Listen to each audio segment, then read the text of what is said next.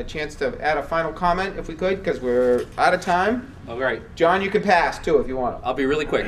I just want to say, that since spring water really is what's the valuable water in the industry. I mean, springs are rare and they're self-limiting. You can only take, if you're pumping the water out, you can't dry up the spring. So it's, it's a precious commodity. Maine's lucky. We have a large resource. Andy.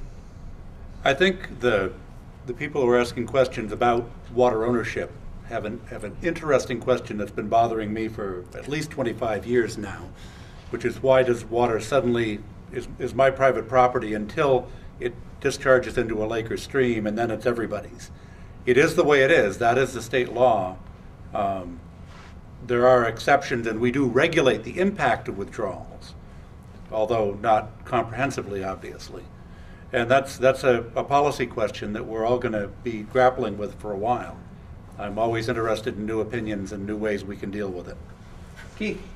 I'd like to urge the public who have concern about any type of groundwater extraction project to rely upon and trust scientific data that's generated by the applicant and independent parties and the regulatory agencies. I've seen projects where several layers of technical review have been completed, both by the applicant, regulatory agencies, independent consultants, and the public still doesn't want to hear that, and they need to trust the scientific community when they provide an analysis of such a project. Tom. Well, if I was asked 10 years ago to conjure up an industry or a way to give some vitality to the economy of Maine, I would have picked an industry that relied on a rapidly renewable natural resource that provided good jobs, good benefits, and was done in a sustainable way and could be transported to parts of the state that could use the economic development where the manufacturing base is in decline. And we have that. Peter? I'll just repeat my which is that groundwater can be harvested.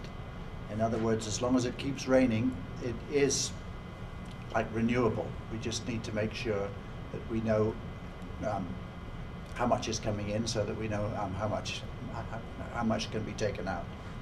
Harvesting is the key word. And I'd like to leave people with one thought, and the thought is this: that the data that you have or don't have will determine how well you're going to manage this resource. And that if you don't think about the resource as a sustainable resource, I think we're going to be damned to our own future. Because within our own grasp, we have the ability to understand what's going on with groundwater. It's a wonderful resource in Maine.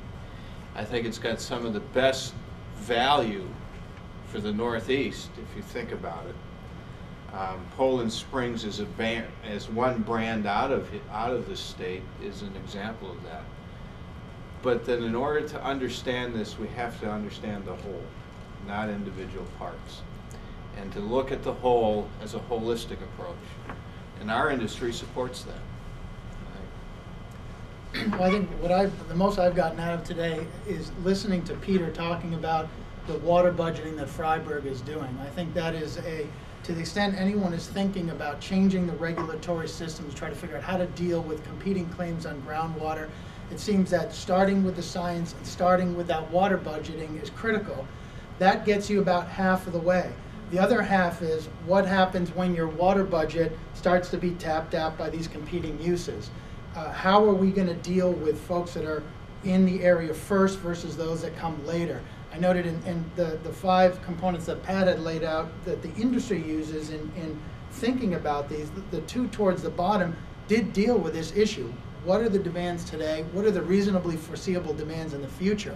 So we've got a science question, but then we also have an allocation question. What happens when there are these competing uses, and a comprehensive regulatory structure will have to address both.